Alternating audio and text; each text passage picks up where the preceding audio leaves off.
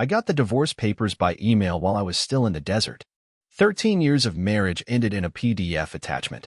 The starkness of it, the cold, digital finality, hit me harder than any shouted argument ever could have. There was no shaking voice, no tear-streaked face to soften the blow. Just a file, attached to an email, delivered in a place where dust and danger were my daily companions. My name is Nathan, 42 years old, Staff Sergeant with the 82nd Airborne. I'd been in Kandahar for 4 grueling months, the relentless sun baking the compound, the constant hum of generators a drone in my ears, when Becky decided she was done waiting. The subject line, "Let's be adults about this," felt like a cruel joke, a passive-aggressive twist of the knife.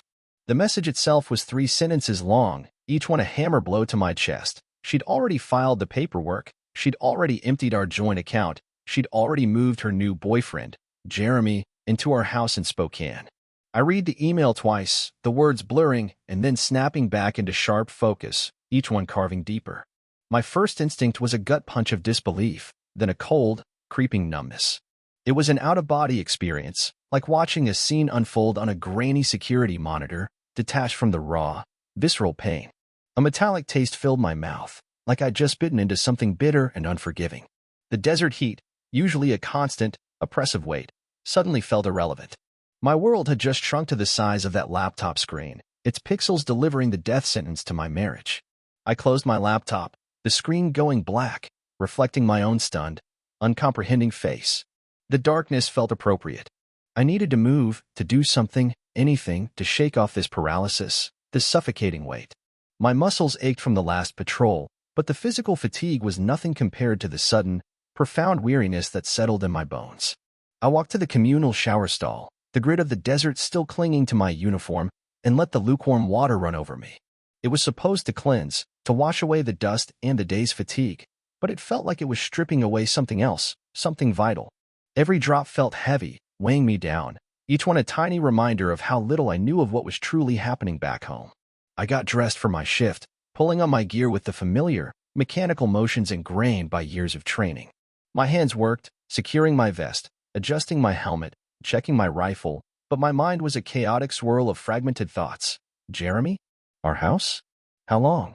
The questions swirled like desert dust devils, catching and tearing at my composure. The familiar camaraderie of the barracks, the shouts and jokes of my brothers in arms, felt distant, muffled, like I was listening from behind a pane of thick glass. I said nothing to anyone. The unspoken code among us was a sanctuary at times like this. Nobody asked, nobody pried, and that was a blessing. The last thing I wanted was pity, or worse, the awkward silence of men who didn't know how to comfort. When I got back to my bunk that night, the email still burned behind my eyelids. The image of the PDF attachment, the subject line, the brutal brevity of the message itself, played on a loop in my mind. I opened the laptop again, hesitated, my finger hovering over the reply button. What was there to say? The decision was made, the actions taken. The battle was over before I even knew it had begun. Understood. That was it. One word. No argument, no begging, no threats, no emotional outburst that would leave me feeling exposed and foolish, a raw nerve in a place where vulnerability was a liability. Just a single word that carried the weight of everything unsaid. Everything ended. A silent testament to a decade and 3 years erased. Wilson, my bunkmate, noticed something was off. He had a way of seeing things, a quiet perceptiveness that came from years in the field, from countless deployments where you learned to read the subtle shifts in a man's demeanor. He'd seen worse than I could imagine, and he knew when to step lightly. "You good, man?" he asked, not looking up from his book, a gesture of respect that acknowledged my space while still offering an opening. "Yeah," I said, my voice rougher than I intended, a slight crack betraying the carefully constructed facade. "Just some stuff back home." He gave a brief, understanding nod. His eyes flickered to my face for a split second, long enough to confirm his suspicion, but then he returned to his reading, his silence a powerful form of support. And that was the end of it. Military guys know when to leave things alone. They understand that there are battles fought far from the front lines, and some wounds are best tended in silence, in the quiet company of men who have known similar hurts. Truth is, I wasn't entirely surprised. Not truly. A cold, analytical part of me had seen this coming, had been bracing for the impact. 6 months before deployment, things had begun to change, subtly at first, like a shifting wind, barely perceptible, but persistent enough to stir a deep unease within me. Small things, accumulating like dust on a long deployment, settling into the cracks of our once solid foundation. Becky stopped asking about my day, her once eager questions about my training or my concerns for deployment replaced by a polite, almost dismissive nod, a quick, "That's nice, honey," before she changed the subject. She started working late at the dental office where she answered phones, claiming extra shifts, but the ring of sincerity felt thin, the explanations a little too elaborate. She started going to the gym 3 times a week, boasting about her new routine and the benefits of self-care, but never seemed to break a sweat, her energy focused elsewhere, on some invisible goal that excluded me. New clothes, always more stylish, less practical than her old ones, revealing a growing fascination with an image I didn't recognize. New friends I never met, their names mentioned casually, almost as a challenge, an intentional exclusion. New passwords on her phone, a small but undeniable barrier erected between us, digital locks on a life that was supposed to be shared. I didn't confront her. My gut screamed at me to demand answers, to shake her until the truth spilled out. But that's not who I am. My integrity meant more to me than playing detective. I didn't start checking her messages or following her around, even though the temptation was a constant, gnawing ache in my stomach. The thought of finding what I suspected filled me with a sickening dread. But I wasn't blind either. I saw the signs, felt the widening chasm between us, felt the cold air seeping into the spaces where warmth and intimacy used to reside. So I made some quiet moves of my own.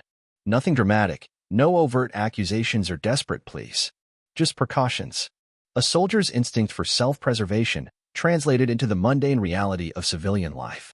I secured important documents in a storage unit across town, a neutral ground, a place where I could safely keep the tangible evidence of my life. My birth certificate, the marriage license that now felt like a cruel joke. The house deed with only my name on it thanks to the VA loan, military benefits paperwork.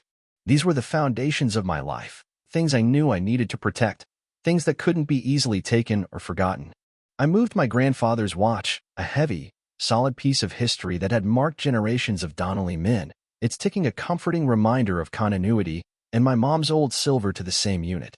Things that mattered, things of true value, things that transcended monetary worth, connecting me to my past and promising a future, even if it was a solitary one.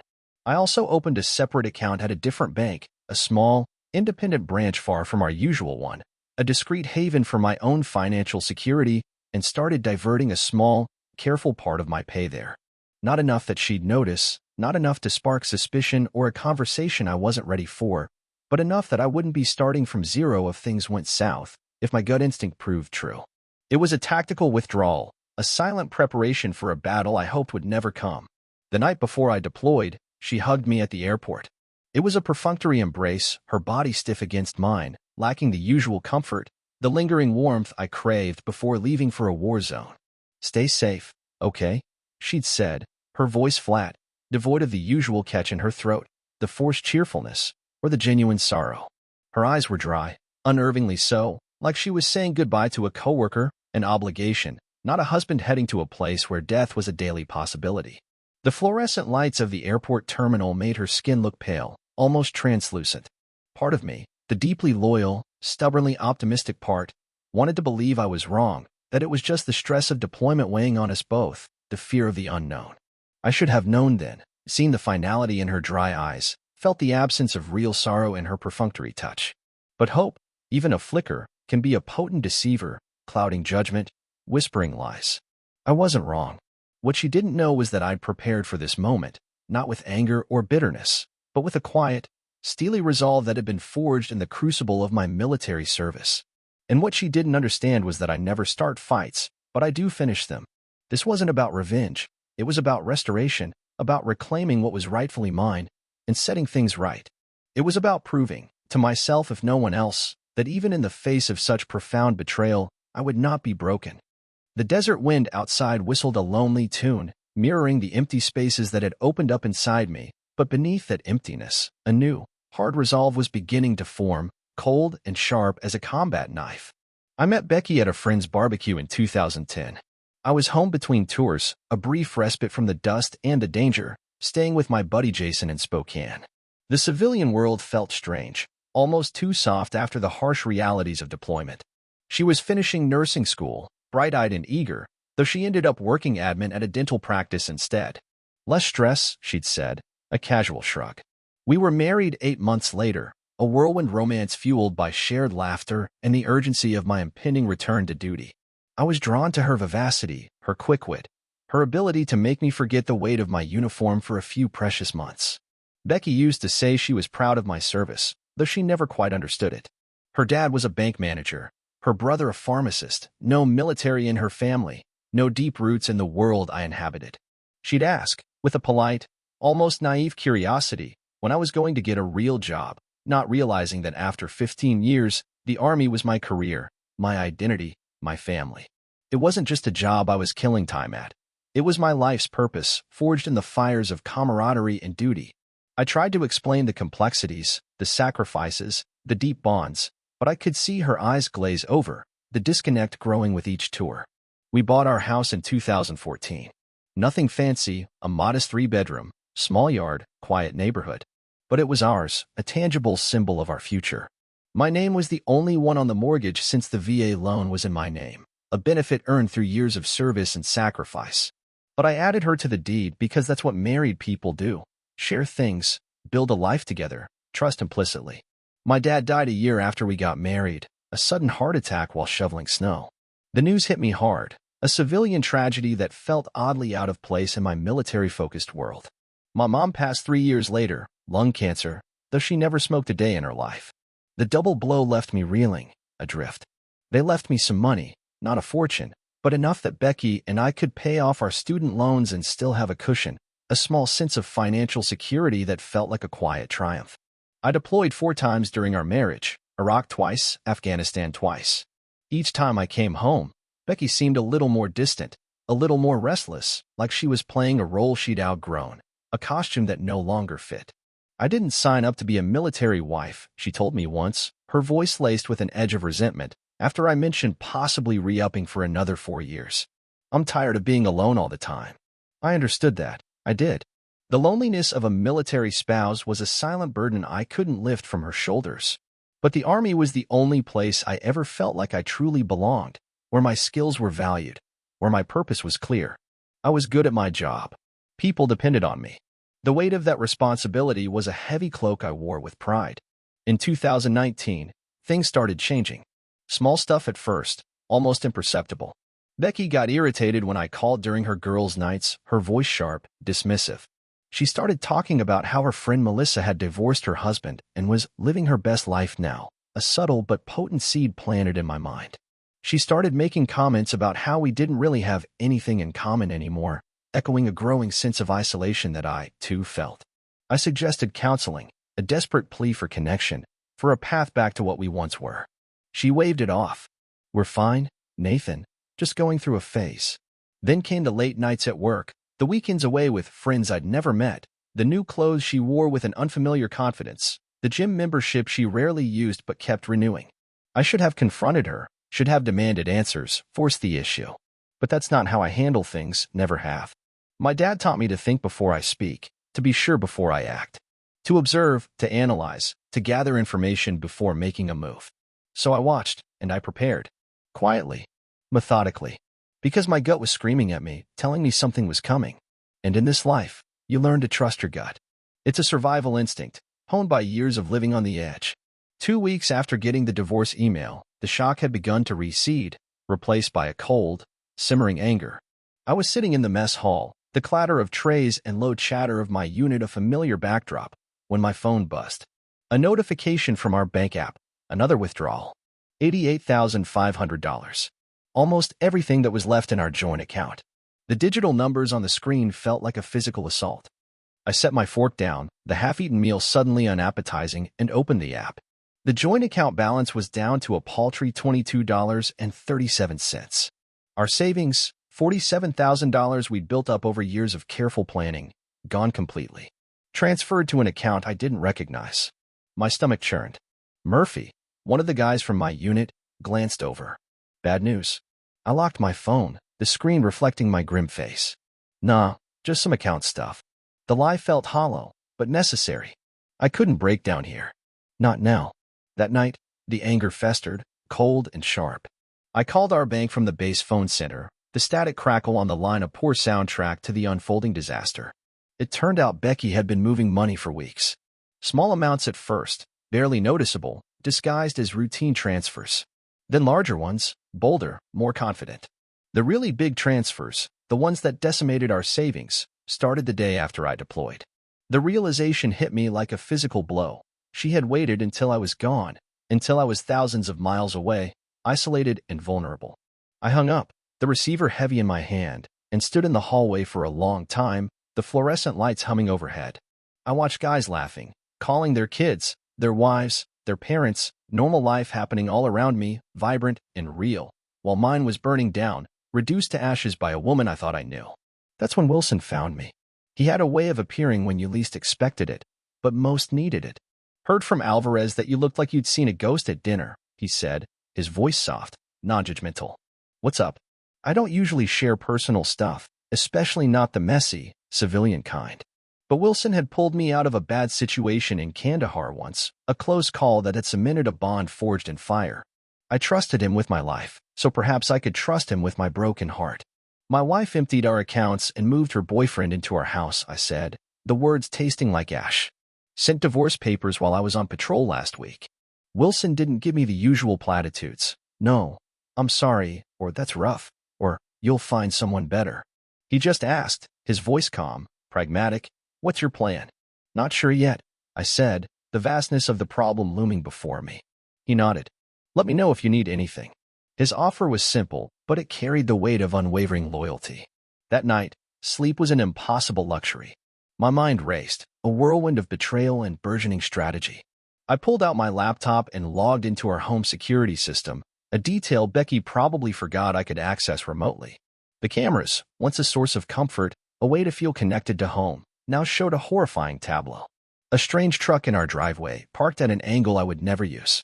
A man I'd never seen before, Jeremy, walking our dog, Shadow, a golden retriever I'd raised since he was a puppy, using my coffee mug, wearing my Seahawk sweatshirt, a gift from Becky that now felt tainted.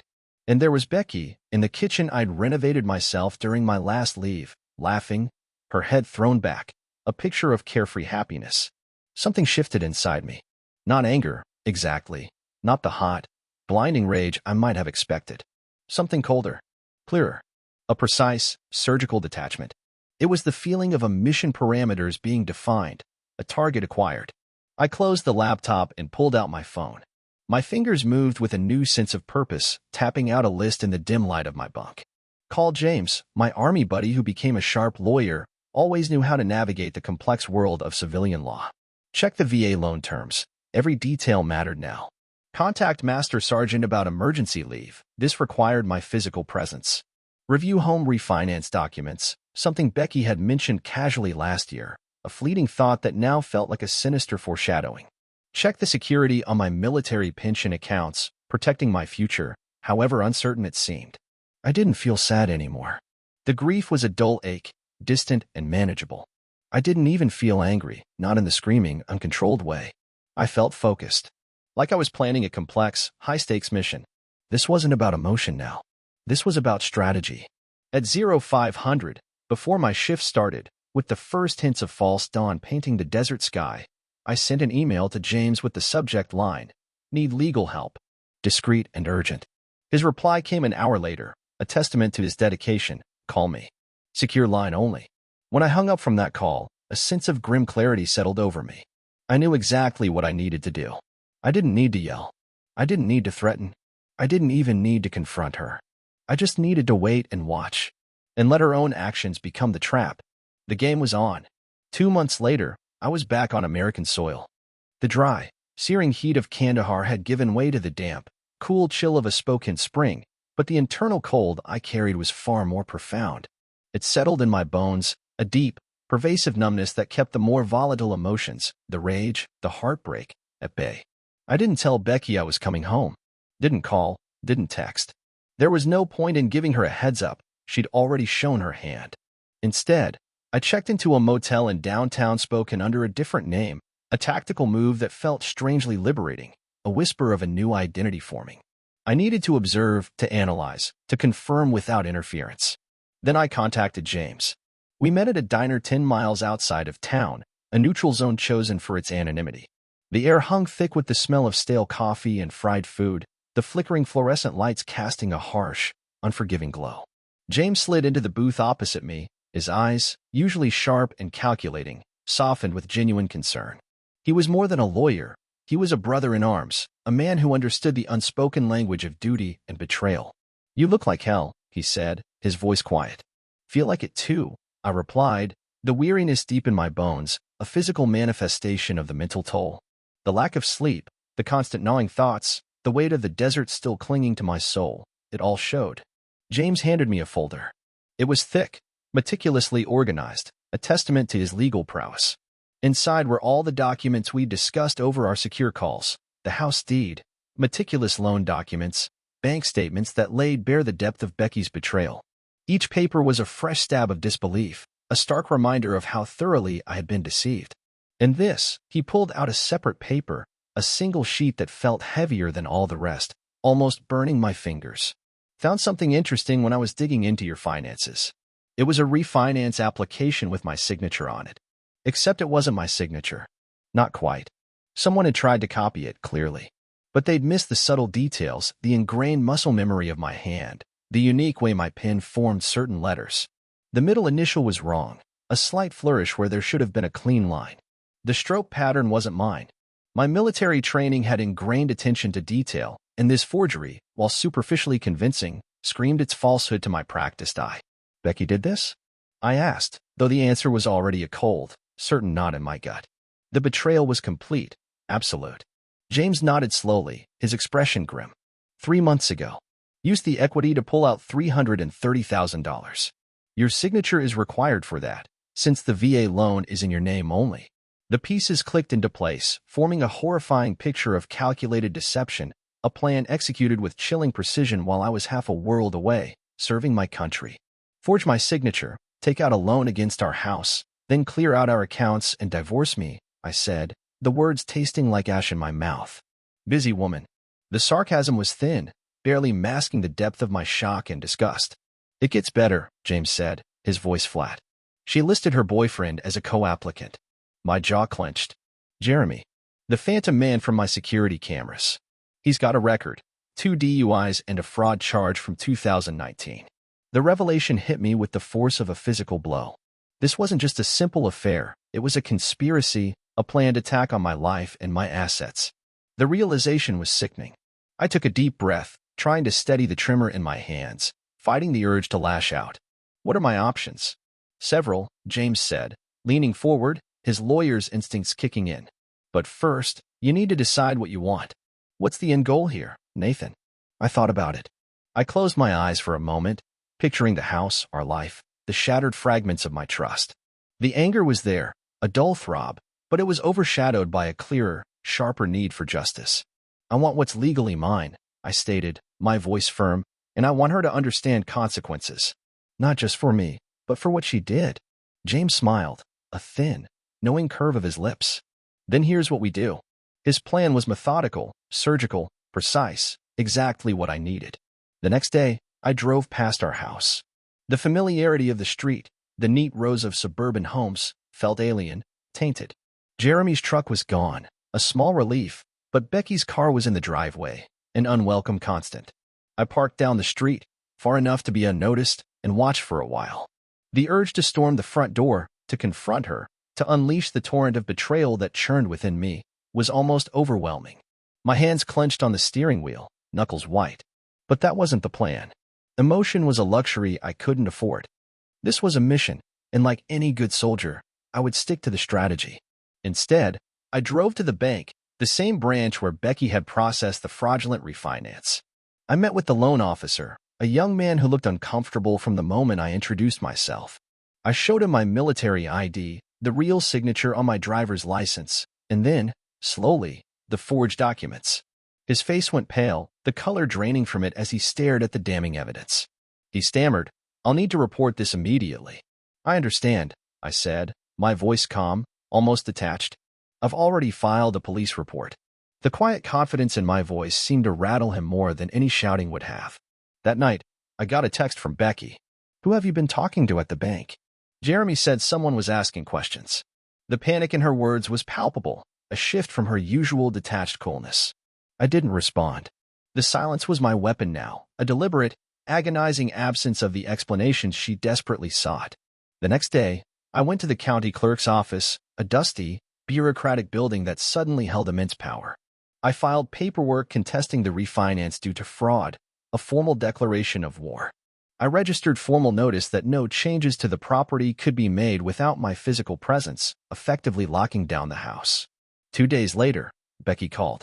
Her voice, tinny through the voicemail, was laced with a new kind of desperation. "Nathan, we need to talk. The bank called about the house. What are you doing? If this is about the divorce, we can discuss it like adults." Like adults, the same words from her email, now dripping with hypocrisy. The irony was a bitter taste. I still didn't respond. My silence was louder than any accusation. James called that afternoon, his voice crackling with barely contained excitement. "They froze the refinance money. Good work, Nathan. And there's more. Your wife's boyfriend has been driving your truck, right? The one in your name." "Yeah," I replied, a slow, grim satisfaction spreading through me.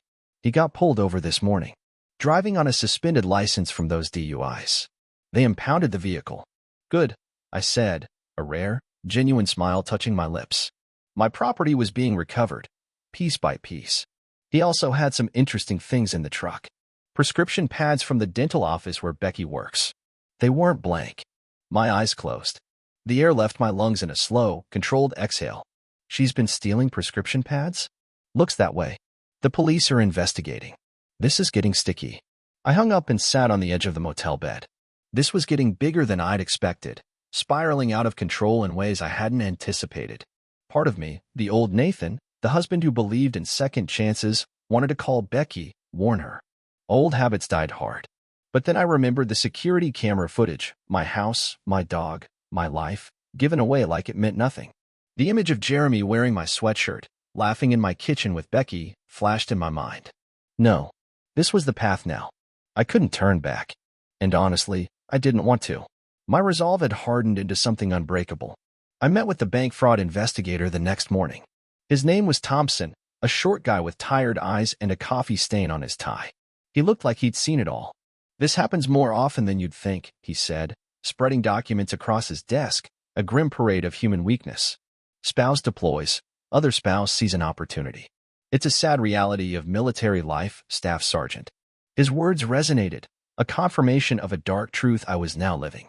"What happens now?" I asked, my voice flat. "We've frozen the funds from the fraudulent refinance. That's the good news. But there's a problem. Some of the money's already gone." My stomach tightened. "How much?" "About half. $14,600. I leaned forward, my patience wearing thin. "Where did it go?" Thompson hesitated, glancing nervously at the door. "I'm not supposed to share that information. Confidentiality protocol. It's my house, my name forged, my money stolen," I said, my voice low, dangerous. "I think I have a right to know." He nodded slowly, clearly weighing his options.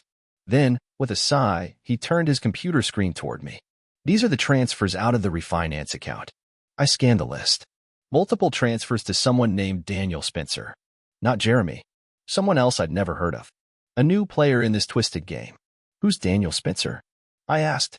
Thompson shrugged. "Not my department. But you should ask your lawyer to subpoena these records." I called James as soon as I left the bank, the chilly air outside doing little to cool the fire building in my gut. "Daniel Spencer?" he repeated. "Let me run a check." An hour later, he called back, his voice crisp, professional. "Got it. Daniel Spencer is a real estate agent. Specializes in quick sales, cash deals." My breath hitched.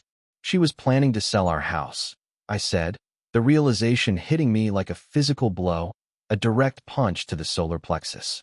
The audacity, the cold-blooded premeditation of it, was stunning. Looks that way. The deposits were probably earnest money to get him moving on a listing. But here's where it gets interesting. Spencer has done business with Jeremy Ryan before. Jeremy Ryan is that your wife's boyfriend? Yes. They've closed 3 deals together in the past 2 years. I sat down on a park bench, the cold metal seeping through my uniform, trying to process this new layer of deception. So this wasn't just Becky leaving me for some guy. This was what? A carefully constructed scheme? A planned operation, Maybe, James said carefully, echoing my thoughts. I did some digging into Jeremy Ryan. He has a pattern. Gets involved with women going through divorce or with deployed spouses. 3 cases I found so far. Each time the woman's home gets sold well below market value to one of Spencer's clients. Ryan gets a cut. Then he moves on. My mind reeled. Other military families. Other soldiers, deployed, trusting their homes, their futures, to wives who were unknowingly or knowingly ensnared in this web. And Becky, she knew about this? Hard to say, James mused. Maybe she's a victim too, caught in his web. Or maybe she's in on it from the beginning. I rubbed my face, the stubble rough beneath my palm.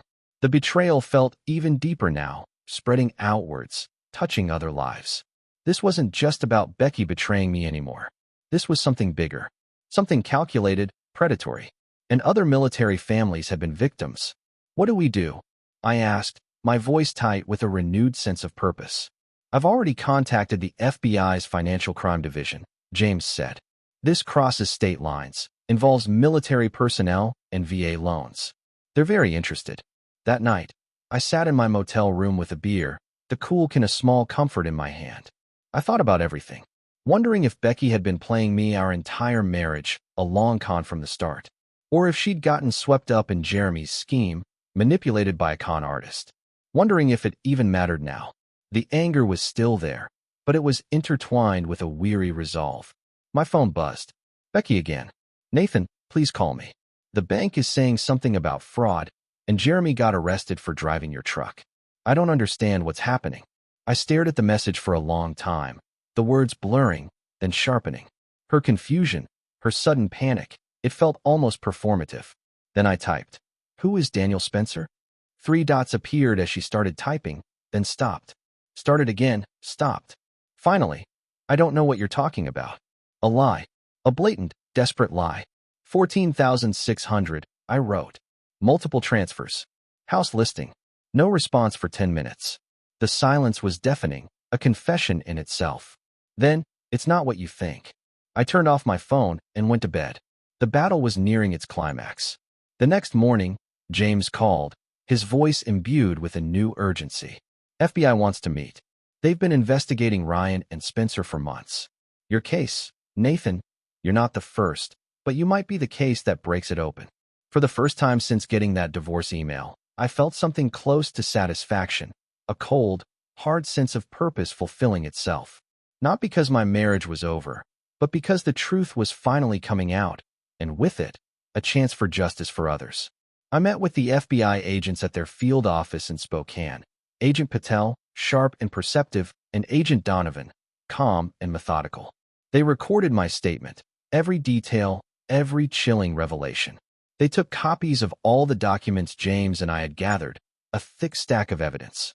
"Your case helps us establish a pattern, Mr. Briggs," Agent Patel explained, her gaze direct and unblinking. "Shows intent, organization. Makes it a conspiracy rather than isolated incidents." "What about Becky?" I asked, the question hanging in the air. "My wife. Ex-wife." The agents exchanged looks, a silent communication passing between them. "We're still determining her level of involvement," Donovan said carefully. "Did she ever mention financial difficulties? Pressure to sell the house?" I thought back. She'd kept saying we were house poor, that we should downsize, despite my manageable salary and military benefits. I didn't see the need then. Now it was agonizingly clear. "When did that start?" Patel made a note. "About 6 months ago, around the time she must have met Jeremy." "And the refinance?" Donovan asked. "Never discussed it with me. She forged my signature while I was deployed." They asked more questions, took more notes, building a case brick by painful brick. When we finished, Patel handed me her card. "We'll be in touch. In the meantime, don't confront your wife or Ryan. We need to build this case carefully." I nodded. "Understood." That evening, I drove to our neighborhood again, the familiar streets now feeling like a surveillance route. I parked down the street from our house. Jeremy's truck was back, a bulky, unwelcome presence. He must have gotten it out of impound. Becky's car was gone. My phone buzzed. Text from Becky. "We need to talk in person. Meet me at Riverfront Park tomorrow." I showed the text to James over breakfast the next day. He frowned.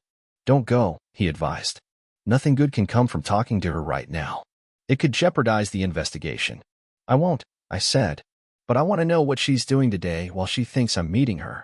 My gut instinct was screaming now, a low, insistent hum. We drove to our house.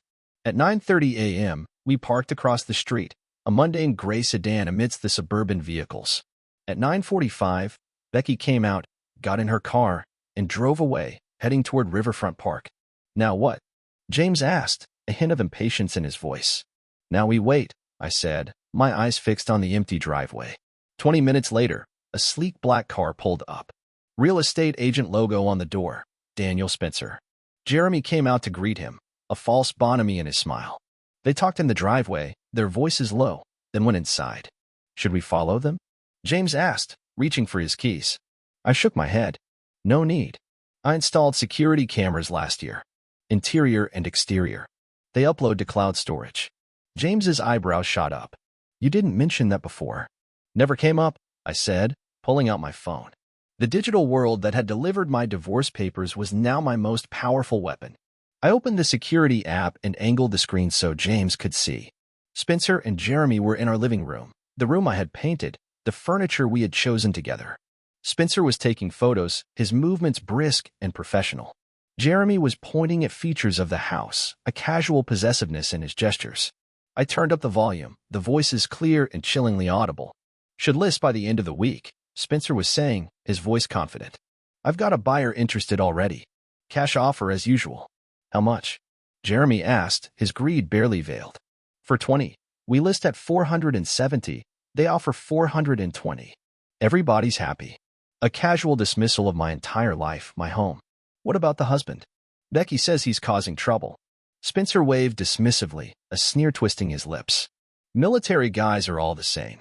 They make noise, but they've got deployments, responsibilities. He'll take a settlement to make it go away. I turned to James, my face grim. You getting this? He was already recording the feed on his phone. Every word. I forwarded the security feed access to Agent Patel with a short, triumphant message, happening now. 30 minutes later, our house was surrounded by FBI vehicles, flashing lights a stark contrast to the quiet suburban street. I watched from down the street, a silent spectator to the dismantling of a criminal enterprise. Agents led Spencer and Jeremy out in handcuffs, their faces pale, their bravado gone. My phone rang. Agent Patel. Got them on tape discussing the fraud scheme, she said, her voice crisp with satisfaction. Plus conspiracy, wire fraud, and attempting to sell property under false pretenses. We're going to need a formal statement from you. Of course, I said, the word a promise of closure. And Mr. Briggs, your wife just arrived at the scene.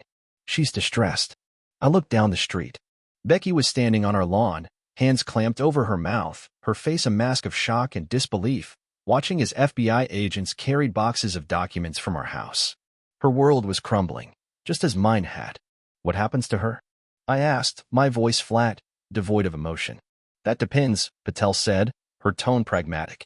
On what she knew, and on what you want. I watched Becky for a long moment. 13 years of marriage. Good years at the beginning, filled with laughter and shared dreams, before whatever this had become. The memory was a dull ache, not a sharp pain. I just want what's right, I said finally, the words simple, but carrying the weight of all my enduring integrity. The federal case moved quickly. Jeremy and Spencer both took plea deals, implicating each other and several other conspirators in what turned out to be a 3-state operation targeting military families.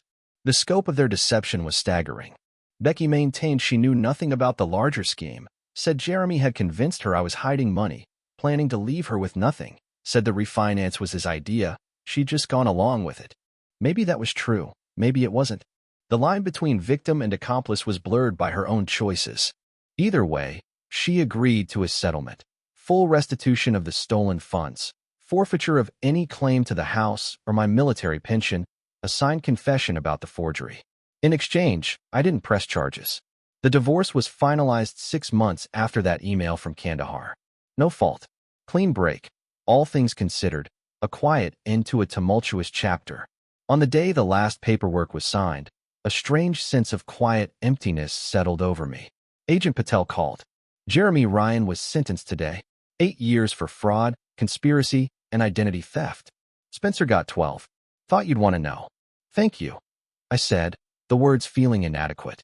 There's something else, she added, her voice softening. We found evidence they've done this to 11 other military families. Your case helped us build the pattern. Those families might get their money back because of you. After we hung up, I sat on the porch of my rental apartment, watching the sunset paint the sky in hues of orange and purple. I thought about those other families, other men who deployed, thinking their homes and marriages were safe, only to come back to emptiness, just like me. I hadn't planned on being the one to bring down Jeremy and Spencer's operation. I just wanted what was mine. But sometimes things work out in ways you don't expect, weaving a larger tapestry of justice. My phone buzzed. Text from Becky. I never meant for things to end this way. I didn't respond. There was nothing left to say. A year later, I sold the house. Couldn't stand to live in it anymore. Too many memories, too much betrayal clinging to those walls. The money felt tainted, despite being legally mine. I used the proceeds to buy a small cabin outside of Missoula, Montana. 2 bedrooms, 10 acres of land, a creek running behind it. Its gentle murmur a constant, soothing sound. No neighbors for miles, just the quiet solitude of the wilderness. I took early retirement from the Army. 20 years was enough. I'd given enough. I got a dog, a German shepherd named Scout, loyal and watchful, a constant companion. Started doing carpentry work for locals, nothing fancy, just honest labor that kept my hands busy and my mind clear and paid the bills. My military pension covered the rest, a testament to my years of service, a secure foundation for my new, simpler life. Sometimes I thought about Becky, wondered where she ended up. James heard she'd moved back to her hometown in Oregon, working at another dental office, starting over, I guess. I didn't hate her anymore. Didn't much feel anything about her, to be honest. The raw emotion had faded, replaced by a quiet acceptance. She'd made her choices, and so had I. One evening, I got a letter, not an email, from a woman in Fort Worth. Her husband was in the Navy, deployed when Jeremy and Spencer tried to run their scheme on her. The FBI had given her my name as part of the case, a connection across states, forged in shared pain. You don't know me, she wrote, her handwriting neat and clear. But you saved our home. Thank you for fighting back when it would have been easier to just walk away. I read it twice, the words filling me with a quiet, profound sense of purpose. Then I pinned it to my refrigerator, a simple, enduring reminder. Some days, that's enough. More than enough. It's legacy.